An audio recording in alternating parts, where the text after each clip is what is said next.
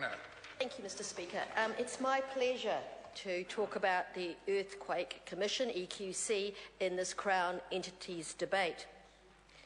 People of Christchurch and Canterbury have got to know EQC well over the last 16 months, and EQC is the organisation that we love to hate. We love to hate it, but actually just a little bit of reflection would tell us how very fortunate we have that it exists. New Zealanders are heavily insured. Possibly about 99% of them have their homes insured, and this is a unique situation. Across the world, particularly in earthquake-prone regions, due to cost, most people are uninsured. And if you look at places like the US, it's a country very similar to us, but those areas like San Francisco, which are earthquake-prone, only about 15% of those people have their homes insured. Only about 15%. And that's similar also in Japan. And it's because of EQC, this Crown entity, that virtually all New Zealanders have insurance. And let me explain a little bit about that. Now, EQC was set up in 1933 after the Napier earthquake, and it was set up to protect homeowners. It was set up to insure homes, contents, and land. And land is particularly interesting because we're one of the very few countries in the world that insure land. The only country in the world that insures land. And really what it was a government safety net for insurance at a low cost. And that low-cost insurance continues today. Actually, what EQC is activated by a levy on your main insurance premium.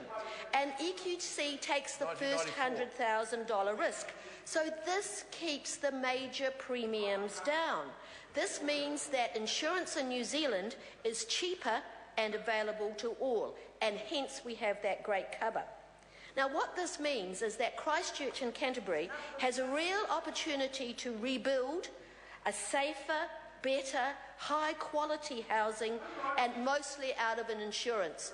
And there may be a little bit of a gap, but this is an exceptional situation simply because of EQC. And in comparison to recovery scenarios in other countries, we're incredibly fortunate. There's been about 600,000 claims to EQC over the last 11,000 earthquakes.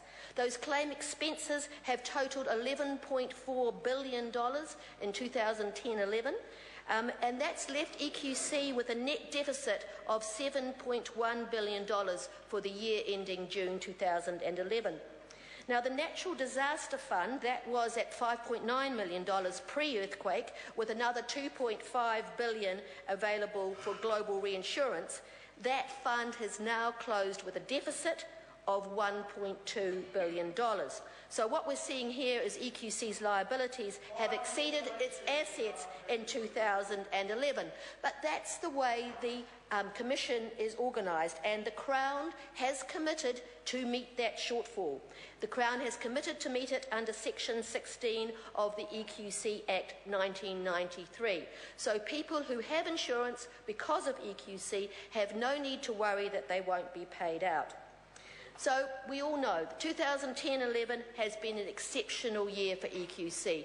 Both the September and February earthquakes came in the top 5 insurance claim situations on the globe. So they're enormous claims. And EQC is expecting to remediate land and repair and cover contents for over 100,000 homes. And I believe it's made significant progress. It's paid out $3 billion already, and that's 10% of Canterbury's GDP, so it's been a big shot in the arm and it's kept our economy going, and it's averaging $37 million a week.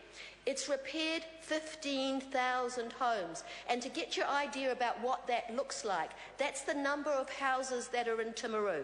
So it's repaired the equivalent of Timaru, and we've got about 35,000 houses still coming through the process. We have got a long way to go, and many people are tired and frustrated. But I think because of EQC, New Zealanders are insured. Because EQC takes that first $100,000 risk, we know that our houses will be repaired. We know that in the long term we'll end up with better quality houses. So thanks, EQC. Mr Speaker. Honourable Jerry Brown. Mr Chairman, I just